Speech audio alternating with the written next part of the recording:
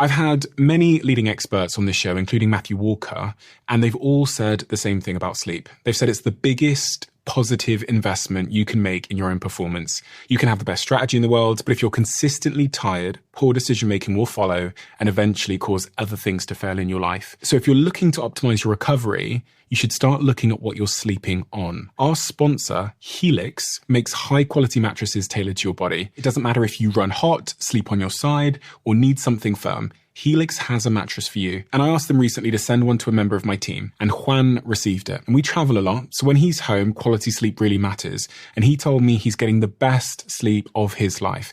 And the data backs it up, with 82% of people in a Helix study saying they saw an increase in their deep sleep. And with a 120-night trial, you've got 4 months to prove it to yourself. You can get 27% off at helixsleep.com/diary. That's helixsleep.com/diary. For the last couple of years, I've been working on something that I realized every podcaster listening to this, but actually probably every creator listening to this, might just need. Podcasting is difficult for many reasons. And one of them is that these hosting platforms don't give you much information. And also, because they're so fragmented, you kind of have to go through every single platform, uploading it to YouTube and then taking the same big old video file and uploading it to Spotify's platform. It takes huge amounts of time. And that friction means most of us don't do it. That is the problem we set out to solve. And so we built something called Flightcast, which you can find at flightcast.com.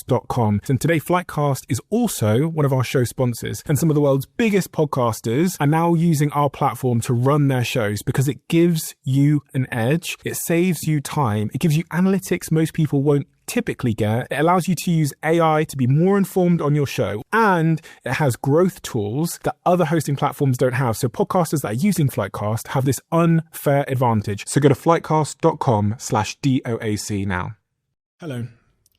Listen, before I start, I just want to pay a little bit of homage and also a tribute to the guest that I had join me last week on this podcast. The feedback that I got from that conversation, for those that had the resilience to listen for the full 2 hours, and if you haven't, I genuinely implore you to, because the value of that conversation and the diversity of the topics we touched on, I genuinely believe are life-changing. I've reflected continuously throughout this week on that conversation. We touched on everything from depression to anxiety to burnout, and it's really developed me. You know what? One of the things they say is that the teacher is the person in a classroom that gets the most value from a conversation. And in that context, I, as the interviewer who got to sit there and listen and prod and think through my own sort of selfish curiosity, I think I got the most value out of that. I certainly learned a ton about myself, the world, and some of the problems that I've had throughout my life. So if you haven't, and you do get the time, I implore you to go back and check out that episode. And in fact, that episode it's inspired this episode in many ways. One of the things that you guys have said to me in my DMs, on your stories, in the reviews, everywhere, my emails, you've said to me one of the things you enjoy most about this podcast is when I'm a little bit more raw and when I'm a little bit less scripted per se. Not that I'm ever really that scripted, but when I'm a little bit more off the cuff, when I talk about my own anecdotes, my own life and my own stories. And so this episode, this chapter is going to be exactly that.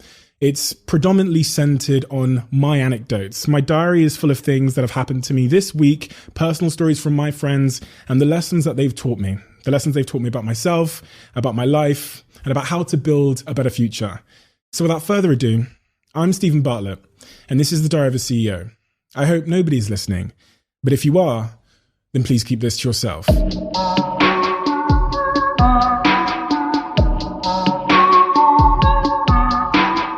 So for the first point of my diary this week, I've literally just written means to an end syndrome. Let me explain what I mean. Every single year, I set myself the same goal in February. And the goal is simple. It's to get in good physical shape. And every year, thankfully, I achieve that goal until September. And by October, my motivation to work out, to eat well, and to be healthy seems to transform from this like tangible object that I can hold on to sand slipping through my hands. By January, the following year, all hell has broken loose in my diet. I'm basically fat compared to how I usually am. My energy is lower. My sleep isn't as good. I just don't feel my best anymore. Then February comes around again and March comes around and I set myself the same goal to get in shape and the cycle repeats itself. This has happened to me, I'd say, every year for at least the last 5 years in a row. And I've not been able to understand from a psychological perspective why this is happening. And with all things in life, until you become conscious of what's causing you to behave the way that you are, you're merely just a puppet. And the puppet master remains this unknown force, this experience you had at some point, a facet of your psychology, one that usually doesn't have your best interests at heart, one that usually can't be trusted. A puppet master that certainly isn't working for you. He's working for your insecurities or for your ego or for trauma that you've experienced. The same cycle, unfortunately, started to repeat itself this year. I started the year fat. January time, I was pretty fat compared to how I usually am. Walking, can feel the little rolls on my belly shaking as I walk, and I'm wearing slightly baggier clothes. By August, I was in the best shape of my entire life, right? Because of an obsessive focus on the gym. I was going 7 days a week. I was calorie counting. One day I did 5,000 calories. And by September, my motivation started, as it always does, to just fall away. I noticed that I wasn't charging my Apple Watch anymore. I noticed that I'd started to miss the gym. I started to eat junk food again. This lasted for about 2 weeks this year. But this time, I started to be a bit more conscious about it. I told myself what I was doing. And I started examining my own psychology and literally saying to myself, Steve, you're doing it.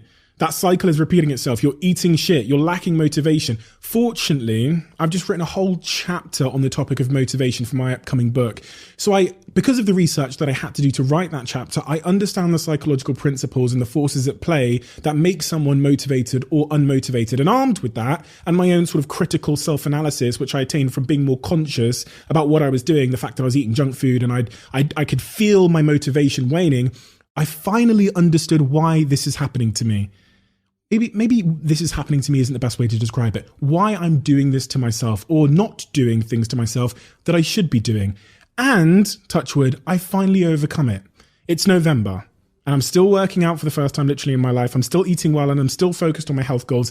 And this is the first year ever that I can remember in the last 5, really in the last decade, where I've been just as committed to working out now and to being healthy in my entire life than I was during the summer. So let me tell you how I did this and let me tell you what I understood about my own motivation, because I know it's going to speak to you in your own way. Let me rewind. Every year around February, March, I say the same thing to myself and I set myself the same goal. Let's just stop there, right? And take a look at what I just said, because there's a real clue in that first sentence. Why does this goal pop up in March? The answer, quite an obvious one, because summer is on the horizon. And you've got to ask yourself again, you've got to criticize yourself there and say, well, why does summer matter? Well, because, summertime is a time where we wear less clothes, we're a little bit more vulnerable, our bodies are on show more. And then you've got to ask yourself, okay, so why is that relevant? Well, it speaks to the nature of my motivation. My motivation wasn't to work out. It wasn't to be healthy because I want long-term health benefits or to feel great about myself. As embarrassing as this is to admit, my motivation was so clearly to look good for summer. Let's just break that down a second. Look good for summer. Looking good as a goal is measured by just one thing: the public's opinion of me, ladies' opinion of me. That's what we call an extrinsic external goal. Success of that goal will be achieved when the public think I look good. The next part of that sentence, right, was for summer. The next part of my goal was for summer, which is a measurable time frame. So once summer is over, the job is done. So the motivation behind that goal was both extrinsic and held within a time frame. So when I dropped that social media pic of me topless in Mykonos or wherever I went this summer, Mykonos and Costa Rica, looking good during summer, and when I got the compliments, the likes, the followers, the praise, and when summer passed, unsurprisingly, so did my motivation. Job done. My goal, my reason, my why was attached to summer and also public opinion, and both had been fulfilled. So as I pulled into October and I tried to find the motivation to go to the gym, it was gone. Going to the gym suddenly felt so pointless to me, and I had no idea why. It just did. Even when I managed to get to the gym, my workout was quite honestly pathetic. It was short. It was like 25, 30 minutes of me predominantly texting, and I didn't know why. I just thought I wasn't feeling great. Like a boat that had suddenly been unanchored, I was now just drifting unconsciously without intention or real motivation or without conscious realization into the winter months, into bad habits, into Fat Steve. And the minute I realized this year, I was able to completely reset and sort of re-anchor my motivation into things that were intrinsically internally motivating and without timeframes. I set myself the goal of going to the gym just because it makes me feel great and because of the energy it gives me and the positive impact it has on my sleep. And because, you know what, I love showing myself how self-disciplined I am. I get a real weird feeling of joy by going to the gym on a day when I feel like shit, because for me, that's kind of overcoming my mind, right? It's like beating the negative or the weaker parts of my mind that are trying to dissuade me from doing something that's in line with my long-term values. And honestly, also, people don't like to say this, but the positive impact it has on my sex life. I don't know really how to say this without sounding like a fucking dick, but I have never been better in bed.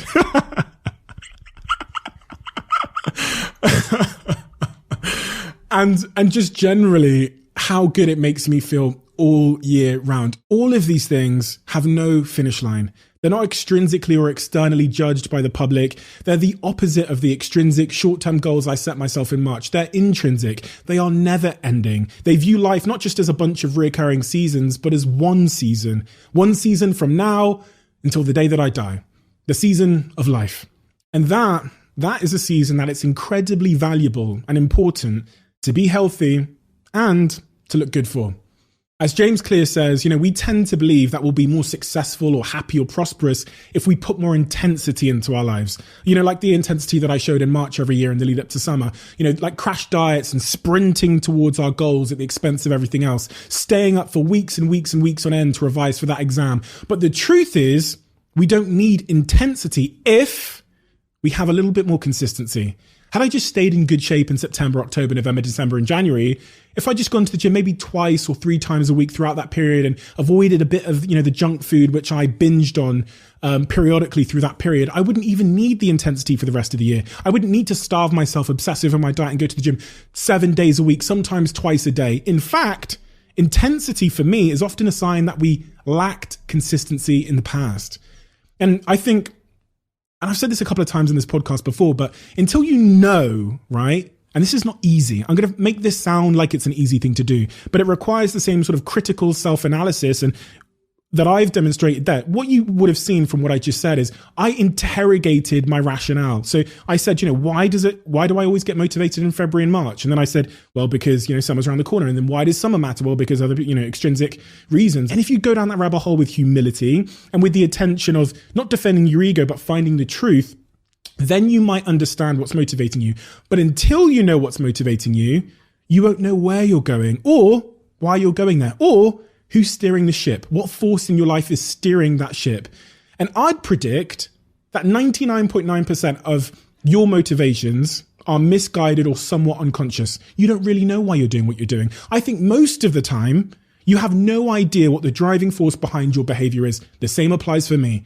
But until you do, until you have the self-awareness and that humility you need to interrogate your thinking and the lack of ego to identify why you're doing what you're doing, whether it's superficial, driven by insecurities from your childhood because you're seeking validation like I was, or other, you will never actually be in control of your life.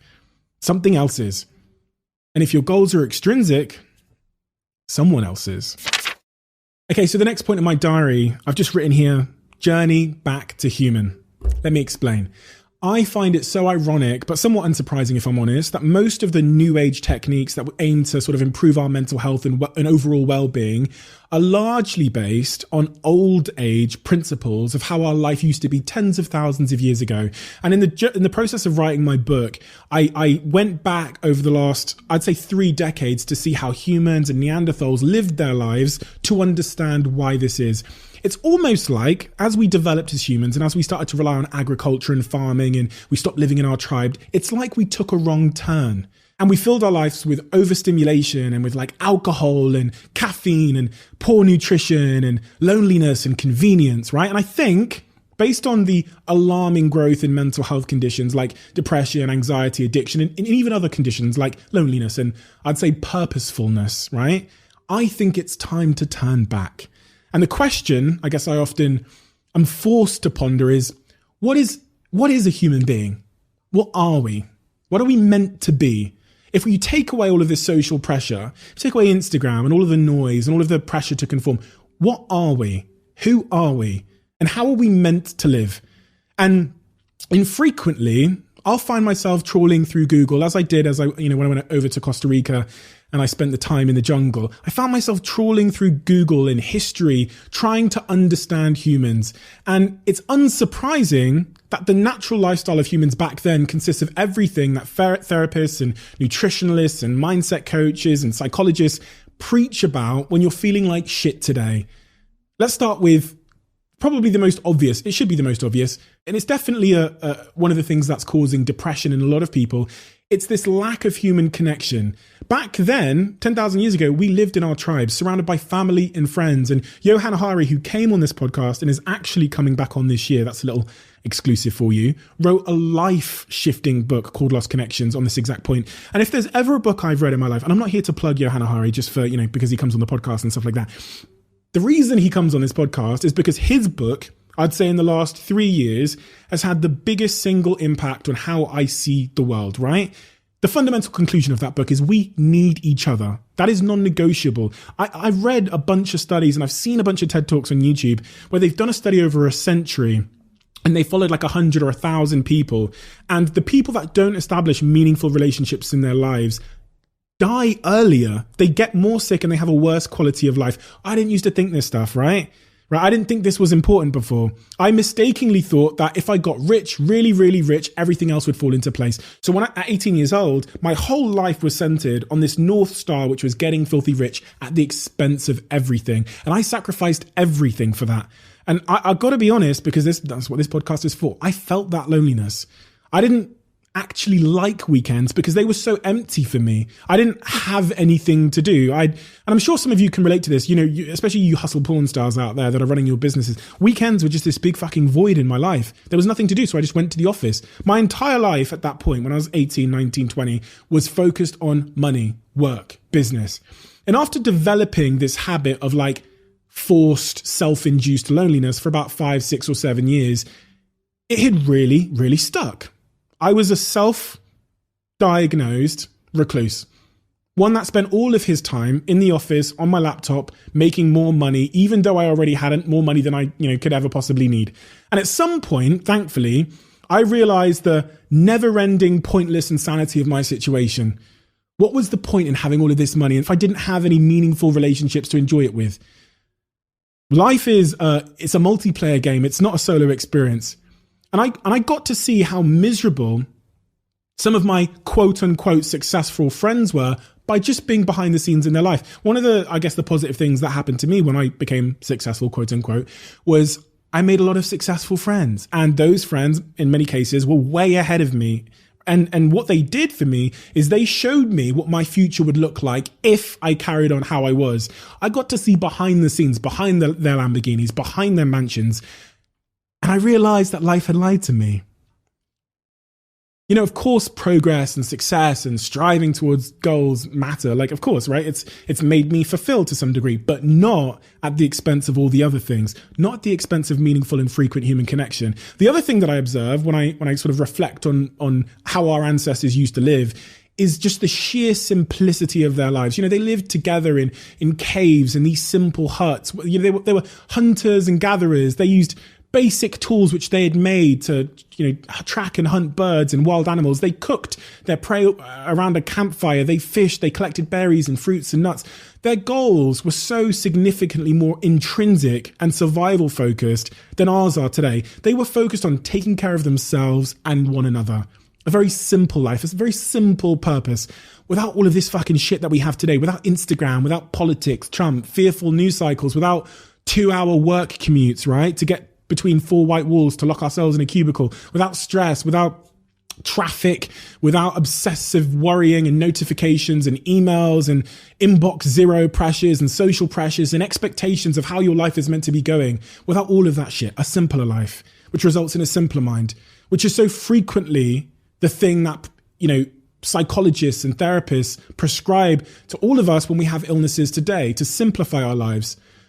But simplifying our lives seems to go against society's mandate that expects you to be so much, that expects career success from you, that expects financial success, material possessions, that expects psychological perfection, that expects physical fitness and health, social status, to push yourself out of your comfort zone, to climb the ladder, to have perfect relationships at the same time, to demonstrate the perfect behavior, all while living in a healthy, perfect, clear, mentally stable mind. This level of like obsessive perfection and, accomplishment seeking and validation hunting isn't conducive with simplicity. Not in the world we live in today. Absolutely not. It's either one or the other in many respects. So instead of living, a simple life, we kind of burn ourselves to the ground and then we escape off on holiday, which is usually based on simplicity, which is, laying down out in nature and relaxing and doing very little. It's like, there was a quote from a guest that I had on this podcast a couple of years ago. I think it was when I had a chat with the CEO of Leon, the restaurant chain. And he said, you should never cut down the rainforest and then donate to the bees. And this is exactly what this strikes me as. You're cutting down your own rainforest in order to donate to your own bees, ruining yourself so that you can raise the funds you need to fix yourself. It feels like insanity. And I'm super guilty of this, I have to admit. So one of the things that I've tried to introduce into my life is a little bit more simplicity, scenarios and contexts that simplify my life. And every day now I go for a walk there and back to the gym and I listen to my music, something I didn't do before. I just got in an Uber.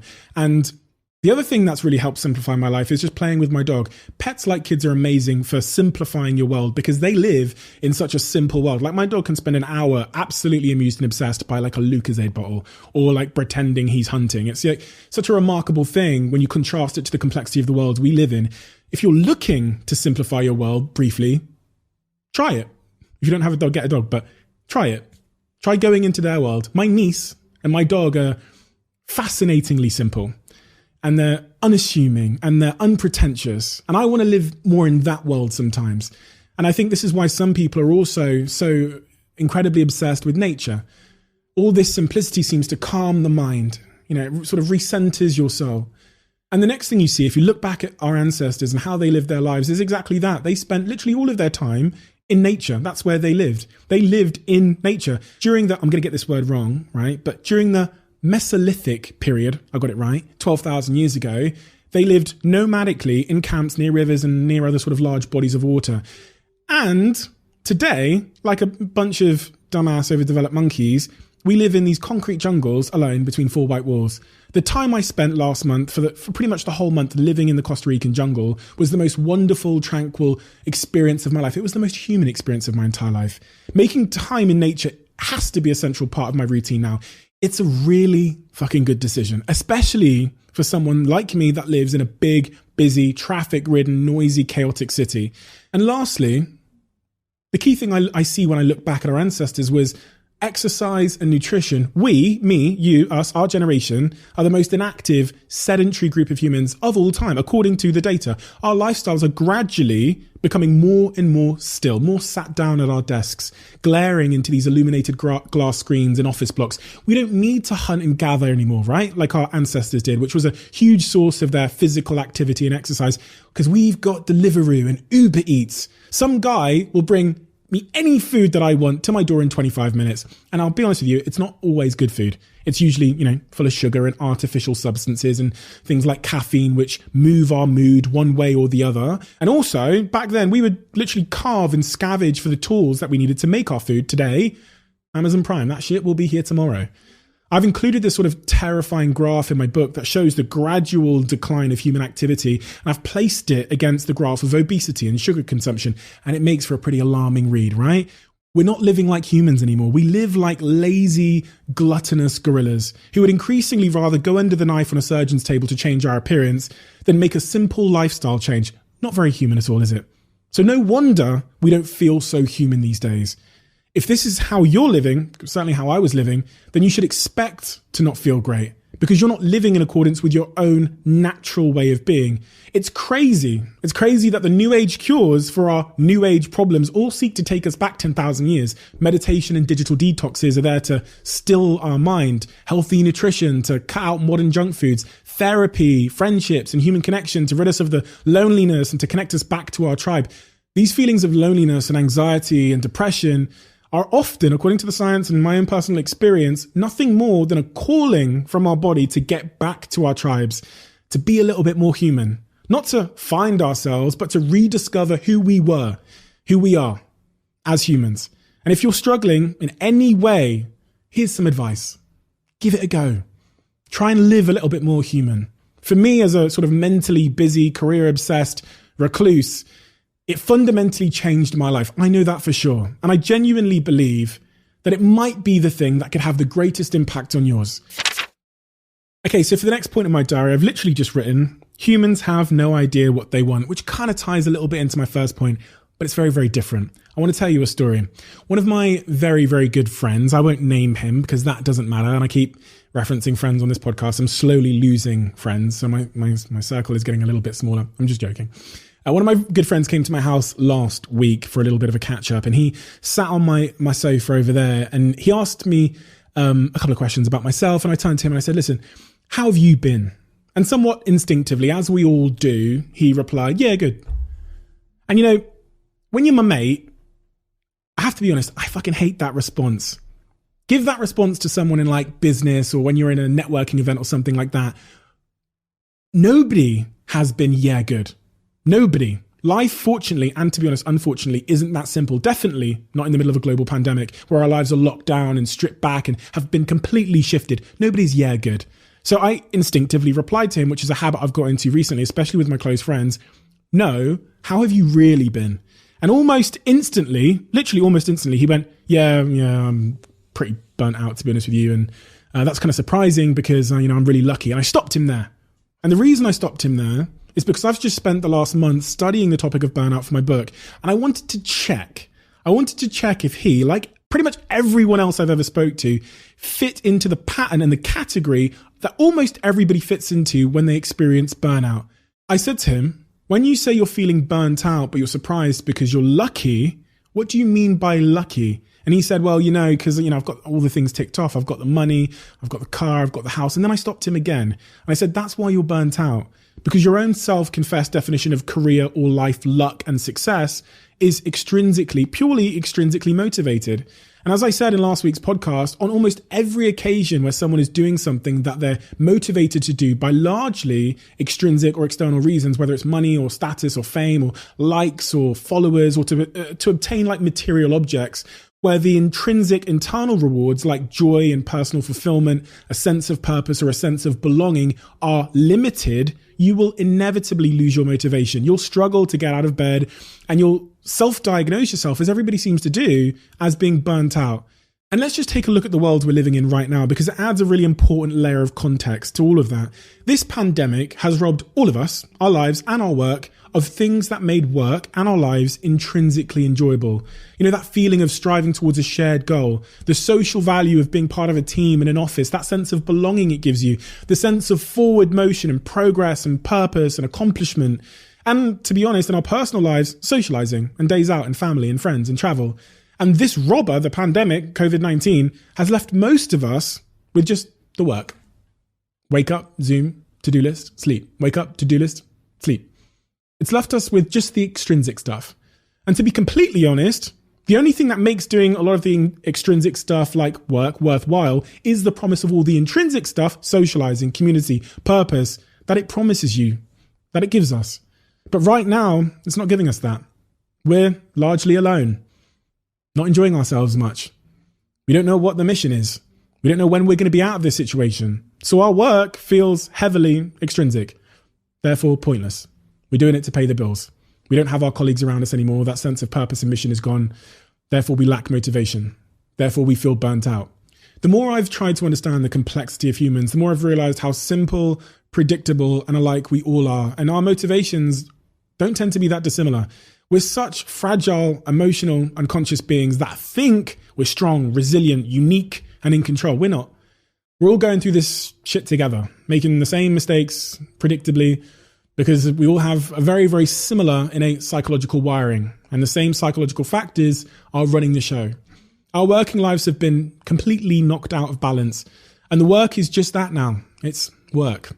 Social Chain, my company, the company I founded and recently resigned from, it was renowned for its culture, for its sense of community, for the sense of purpose and that intrinsic pleasure it gives the people that work there. for the joy of, the dogs in the office. We had about 10 of them, to be honest. We had a happiness team that would make sure every day when you're in the office, you're feeling good. Therapists that were there for you in the office every single day. We had this sense of mission and purpose that we were building this business in forward motion. And it was going great because the business was growing. It still is, but it was growing, and that gives you purpose as well. But when a pandemic and a lockdown strikes, all of that stuff is taken away. All that intrinsic stuff, the enjoyment is taken away. And something that was fundamentally designed from the ground up to give you as much joy as a job could possibly give you becomes a bunch of people alone in their boxer shorts on their own little islands, doing their to-do lists every day, chatting once in a while on Zoom or over WhatsApp or in shared company groups. Work becomes work, nothing more.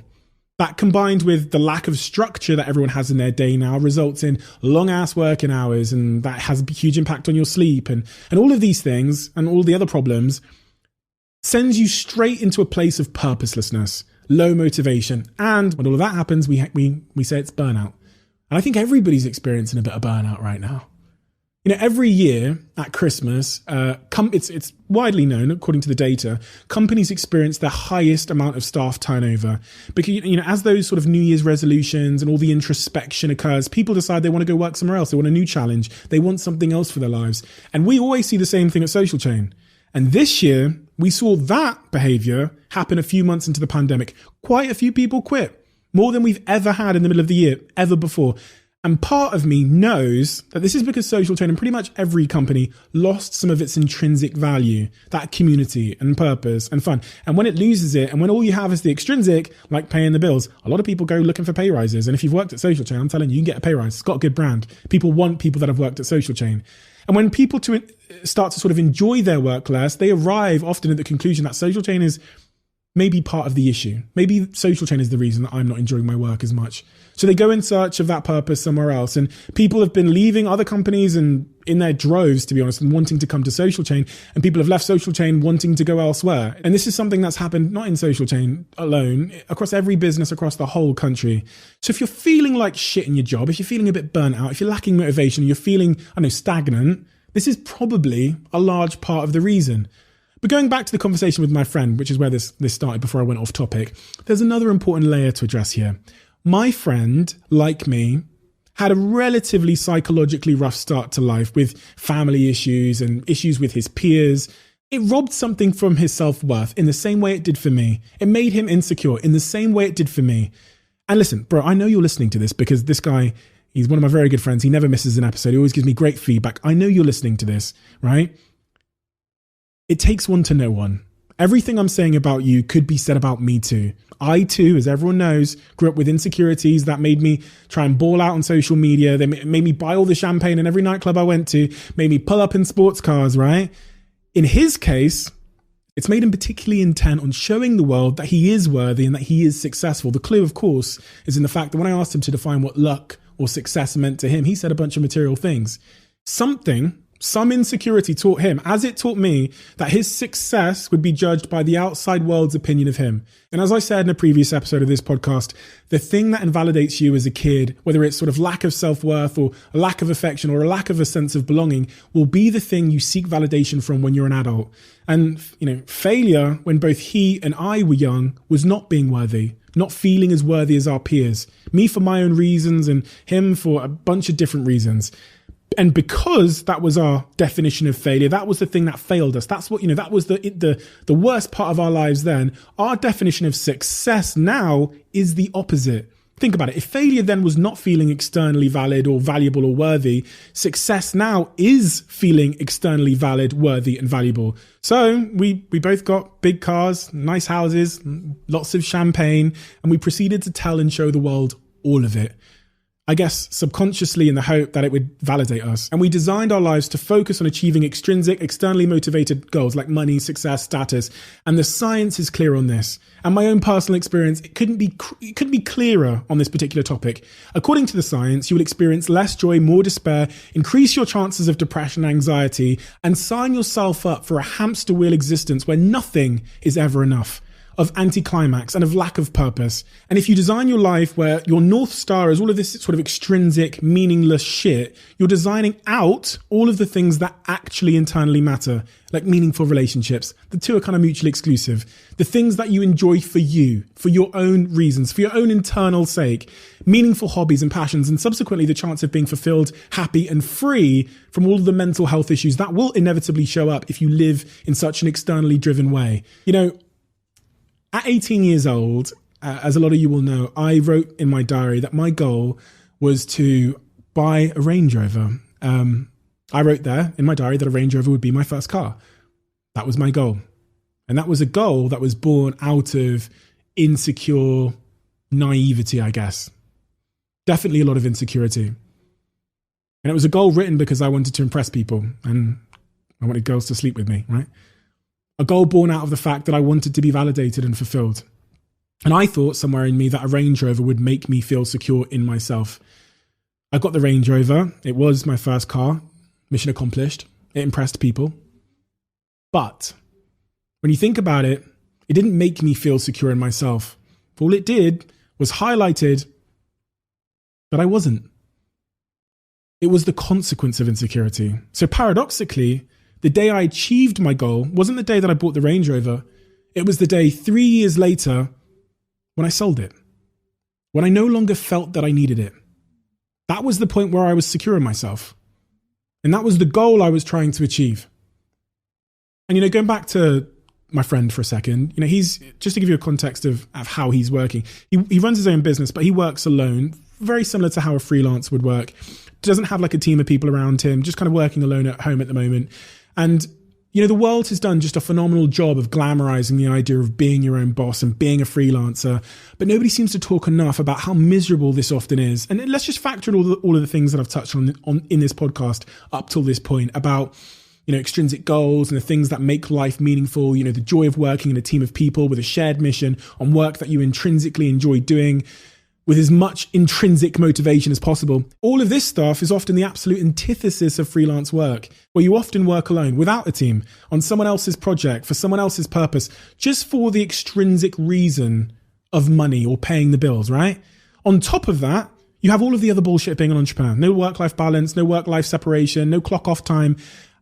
I'm going to call this freelancer depression. We're going to try and make this a thing. Freelancer depression. It's something that people who evangelize about being your own boss and going alone and all of the freelance lifestyle never seem to mention that much. And to be fair, this pandemic has made us all freelancers to some degree. It's robbed us all of that intrinsic rewarding stuff. I guess I just want to tell you one more thing. Now that I've left Social Chain and I'm technically unemployed, I was sat on the sofa. It was actually yesterday night before I recorded this podcast with my assistant. And she turned to me and she asked me a question. She said, do you miss all the traveling and the chaos of your old life? And I said to her, like, what do you mean? What do you mean? And she said, well, you know, you used to be up at 3 a.m. every day, running all over the world, pitching and speaking on stage. And for a second, I paused and reflected. And the thought of doing any of that stuff now fucking repulsed me. I couldn't think of anything worse. But, I mean, this is a big but, I absolutely used to love it. I absolutely used to love it. It made me so fulfilled. But now, you couldn't pay me to do that. And the reason for this sort of monumental shift in my mind is because when I was at Social Chain, I was working with people I loved, attached to a shared meaningful purpose and a mission, and we were building something amazing together. When you remove that and ask me if I want to run around the world catching 5 flights a week and living in hotels 50 weeks a year, it seems totally bizarre and repulsive and pointless. It seems like such a sacrifice for nothing. I would hate to do that. And it brings me back to the moment in my life where, you know, I think I've talked about this on the podcast before, where I was technically freelance for the first time. I was 21 years old. I just exited my first startup, Wallpark, and I hadn't started Social Chain yet. I was being paid, I've got to be honest with you, about 70 grand a month by companies all over the world to help them as a consultant run their businesses, to advise their marketing. And I turned to my mate, Dom, in our penthouse apartment in Manchester on the 20, we own 3 floors up there. I'm not bragging. I'm just providing a bit of context, which I think is important. And I told him, exact quote, if I go downstairs right now and I send this one email, I'll make 20K straight away. And I just can't find the fucking motivation to do it. And I don't know why.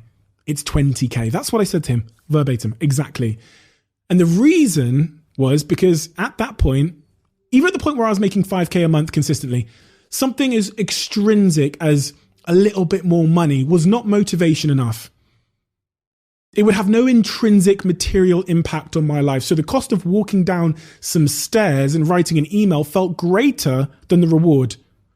But when I think about the moment I went from being a freelancer to when Social Chain started, and I was working with people I loved on a shared meaningful mission to build something, fuck a flight of stairs. I was flying to the Ukraine at 2 a.m. on the off chance that someone might work with us. And I did that like a dog for 7 or 8 years. I didn't have a motivation problem. When I was a freelancer, it wasn't a motivation problem, right? As people often sort of self-diagnose. It wasn't a lack of motivation that stopped me walking down the stairs in my penthouse and sending that one email that I'd make 20 grand. I had a purpose problem. And the same applies to the conversation I had with my PA. You know, when I think about sprinting around the world, pitching, speaking, living in hotels and sacrificing my life now, it feels so fucking pointless because I've left Social Chain. So I guess I'm detached from the purpose and the mission that I had then. And I finally understand for the first time in my life why people who looked at my life back then and often said to me, you know, how'd you do it? You know, why do you sacrifice everything? Are you crazy? When do you sleep? All of these questions. Are you okay? I used to get asked all the time. How do you find the motivation all the time to run the business and all of these things? Why, you know, sleeping in the office on the weekends? Why do you work so hard? It all makes sense now because when I look back, without the attachment to that mission that I had then, to me, it looks bizarre. I'm asking old Steve, why the fuck did you do all of that? Because right now I can't feel that purpose. So all I can feel is the sacrifice. But I guess that's how you behave. I guess that's how you behave when you have a deep sense of purpose in the work you're doing. So I guess my conclusion is this.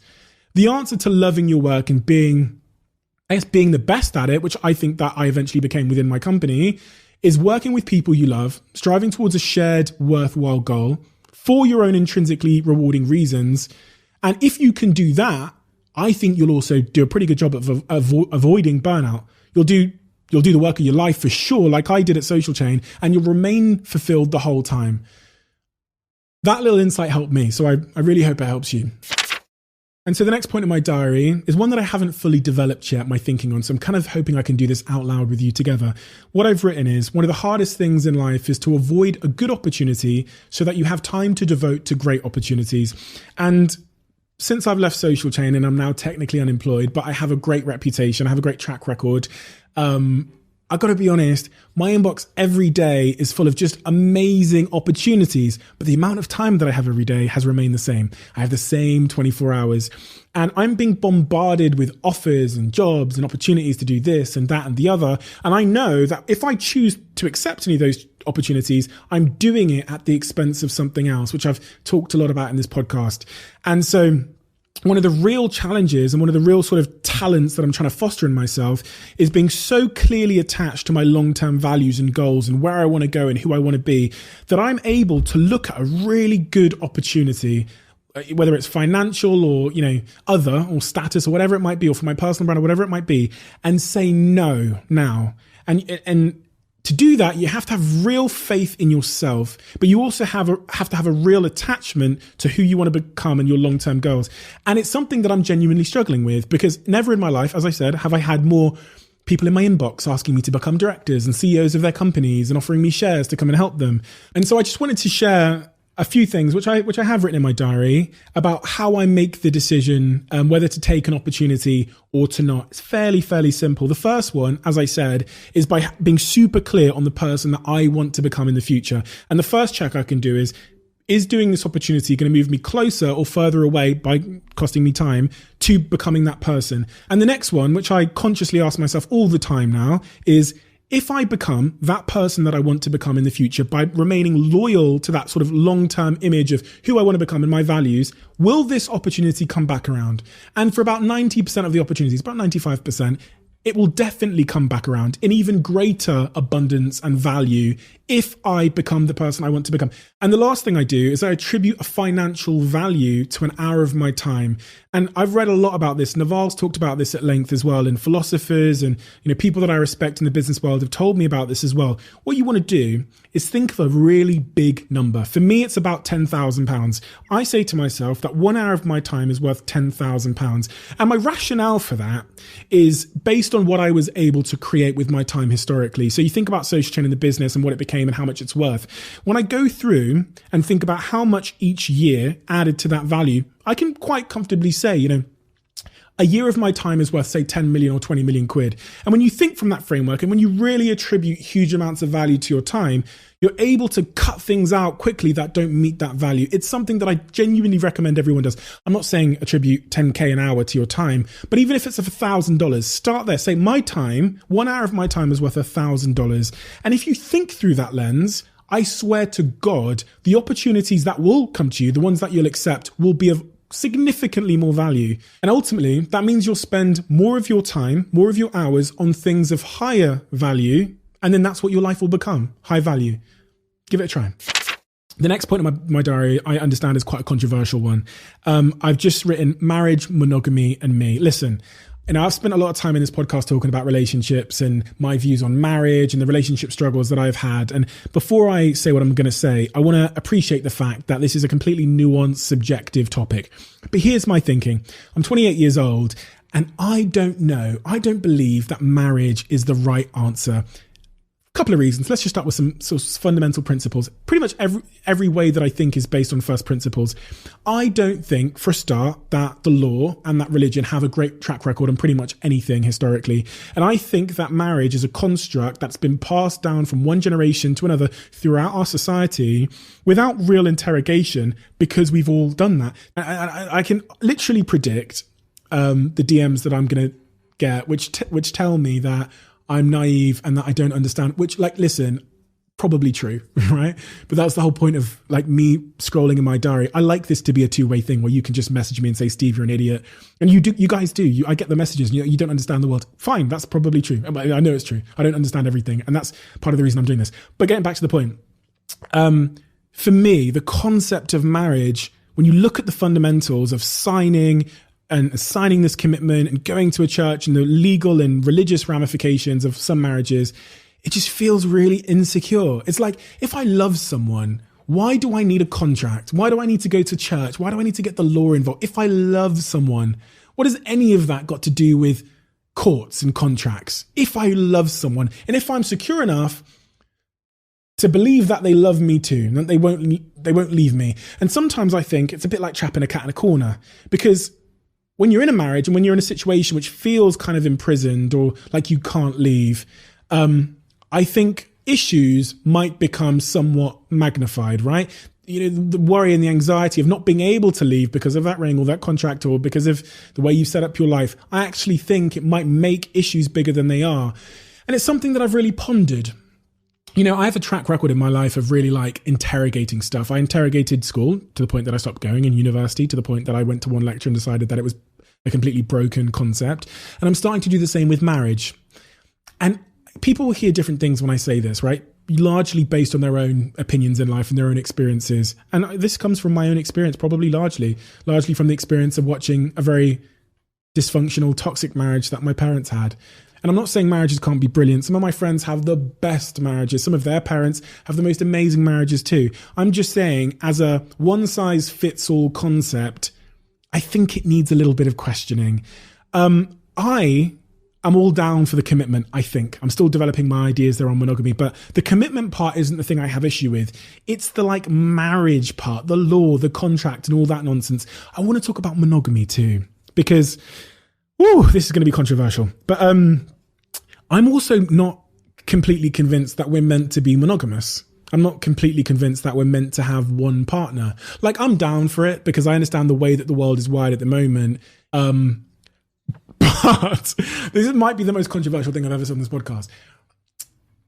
But I think if I think if a huge amount of us are honest with ourselves, and this is based on the behavior we exhibit, we would probably sleep with someone else that was smoking hot. We don't, because we value the relationship, and we know that the relationship is worth more than a one night stand with someone else. And we're mature enough to understand the consequences of our actions. But I think if you were to anonymously poll people and say, listen, would you sleep with someone else that was hot if it had no material impact on your marriage? I think if we're being honest with ourselves, a lot of us would. But I think 99.9% of us wouldn't want our partner sleeping with someone else. And all of this speaks to the fact that I'm not sure, as humans, as men, as women, we are innately meant to be monogamous. I think that society has played a huge role in that. I also think that over the coming decades, I think you'll see real shifts in this.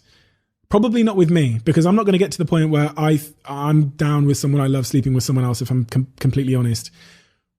But I think it's broken. I think marriage is broken. I think, like university, it's broken. You know, if I told you there was TVs for sale at a shop on a corner, but 50% of the TVs failed, you wouldn't go and buy a TV. And it's the same for marriage. 50% of marriages fail. And if you think about the concept of marriage, it's till death do us part.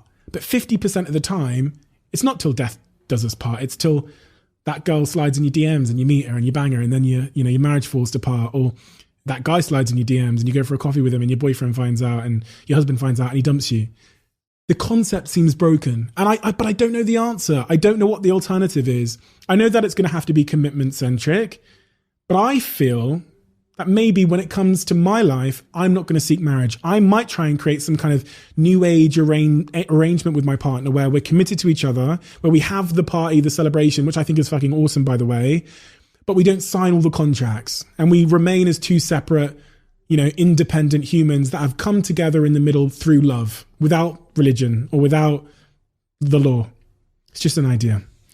Some of you will disagree. Let me know what you think in the comment section below, or let me know what you think in my inbox or my Twitter, because this is a super controversial topic and it's one that we're going to be talking about, I think, next week with a very awesome person who is also developing his opinion on this. I don't want to give don't want to let the cat out of the bag on this one, but trust me, next week is going to be one hell of a conversation.